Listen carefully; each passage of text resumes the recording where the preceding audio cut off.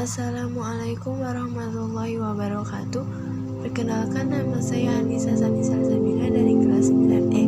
Saya akan mempresentasikan materi fikih tentang hutang piutang. Pengertian hutang piutang. Hutang piutang atau qard mempunyai istilah lain yang disebut dengan dain. Istilah dain ini juga sangat terkait dengan istilah qard yang menurut bahasa artinya memutus. Menurut terminologi fikih, bahwa akar hutang piutang adalah memberikan sesuatu kepada seseorang dengan perjanjian bahwa dia akan mengembalikan sesuatu yang diterimanya dalam jumlah yang sama dan dalam jangka waktu yang disepakati. Dasar hukum hutang piutang.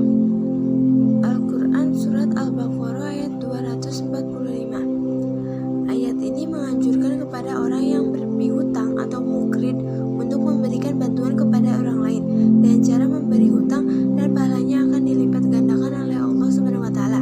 Dari sisi orang yang berhutang atau muqtarid, dia diperbolehkan berhutang untuk hal-hal yang bermanfaat dalam memenuhi kebutuhan hidupnya dan mengembalikan pinjaman dengan jumlah yang sama. Hadis Rasulullah SAW. Hadis ini menjelaskan bahwa orang yang berpiutang atau mukrid akan diberi pahala yang berlipat ganda, di mana dalam 2 kali menghutangi seperti pahala sedekah 1 kali. Hukum hutang piutang. 1. Hukum orang yang berhutang adalah mubah atau boleh, sedangkan orang yang memberikan hutang hukumnya sunnah, sebab ia termasuk orang yang menolong sesama. 2. Hukum orang yang berhutang menjadi wajib, dan hukum orang yang menghutangi juga wajib jika peminjam itu benar-benar dalam keadaan terdesak, misalnya hutang beras bagi orang yang kelaparan, hutang uang untuk biaya pengobatan, dan lain sebagainya. 3. Hukum memberi hutang bisa menjadi haram jika terkait dengan hal-hal yang melanggar aturan syariat, misalnya memberi hutang untuk membeli minuman keras, berjudi, dan sebagainya. Dalam hutang piutang dilarang memberikan syarat dalam mengembalikan hutang. Misalnya Fatimah menghutangi Mahmud sebesar 100.000 dalam waktu 3 bulan dan meminta Mahmud untuk mengembalikan hutangnya sebesar 110.000. Tambahan ini termasuk riba dan hukumnya haram. Tetapi jika tambahan ini tidak disyaratkan waktu akan dan dilakukan secara sukarela oleh peminjam sebagai bentuk terima kasih, maka hal ini tidak termasuk riba, bahkan dianjurkan. Rukun dan syarat hutang piutang. 2 orang yang berakad atau pemberi hutang dan orang yang berhutang. 1. Syarat pemberi hutang antara lain ahli tabaru atau orang yang berbuat kebaikan, yakni merdeka, balik, berakal sehat, dan rasyid atau pandai serta dapat membedakan yang baik dan yang buruk. 2. Syarat orang yang berhutang. Orang yang berhutang termasuk kategori orang yang mempunyai ahliyah al-muamalah atau kelayakan melakukan transaksi, yaitu merdeka, balik, dan berakal sehat. Harta yang dihutangkan. 1. Harta yang dihutangkan berupa harta yang ada padanya, seperti uang, barang-barang yang ditakar, ditimbang, atau dihitung. 2. Harta yang dihitungkan diketahui kadar dan sifatnya. Sigot ijab qabul.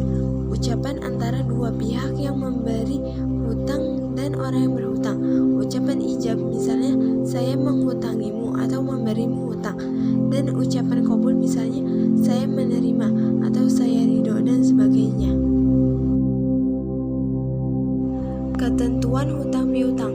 1. Hutang piutang sangat dianjurkan untuk ditulis dan dipersaksikan walaupun tidak wajib. 2. Pemberi hutang tidak boleh mengambil keuntungan atau manfaat dari orang yang berhutang. Jika hal ini terjadi, maka termasuk kategori riba dan haram hukumnya.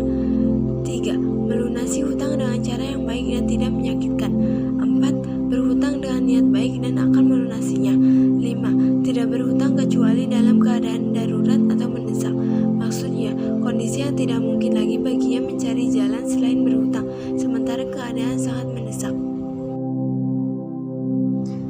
Tambahan dalam hutang piutang. 1. Penambahan yang disyaratkan. Demikian ini dilarang berdasarkan ijma atau kesepakatan para ulama. Begitu juga manfaat yang disyaratkan, seperti perkataan Aku memberi hutang kepadamu dengan syarat kamu memberi hak kepadaku untuk memakai sepatumu atau menggunakan motormu atau manfaat lainnya, karena yang demikian termasuk rekayasa dan menjadi riba. 2. Penambahan yang tidak disyaratkan. Ketika seseorang melunasi hutang kemudian memberi tambahan melebihi hutangnya sebagai wujud balas budi ataupun terima kasih karena sudah ditolong sehingga terbebas dari kesulitan, maka hukumnya boleh. Adab hutang piutang. 1. Seseorang yang memberikan hutang tidak mengambil keuntungan dari apa yang dihutangkannya. 2. Menulis perjanjian secara tertulis disertai dengan saksi yang bisa dipercaya. 3. Seseorang yang berhutang harus berniat dengan sungguh-sungguh untuk melunasi hutangnya dengan harta yang halal. 4. Berhutang pada orang yang berpenghasilan halal. 5. Berhutang dalam keadaan darurat atau terdesak saja.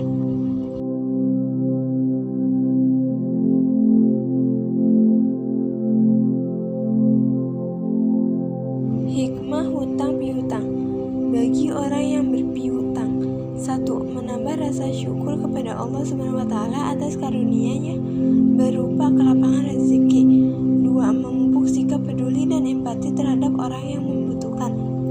3. Menumbuhkan rasa solidaritas terhadap sesama manusia. 4. Mempererat tali silaturahim dan persaudaraan. 5. Menambah pahala karena sebagai ladang untuk beribadah. Bagi orang yang berhutang, 1. Menguji kesabaran dan keimanan. 2. Kesulitan hidup menjadi berkurang. 3. Beban hidup menjadi lebih ringan. 4. Dapat membantu penuhi kebutuhan hidupnya.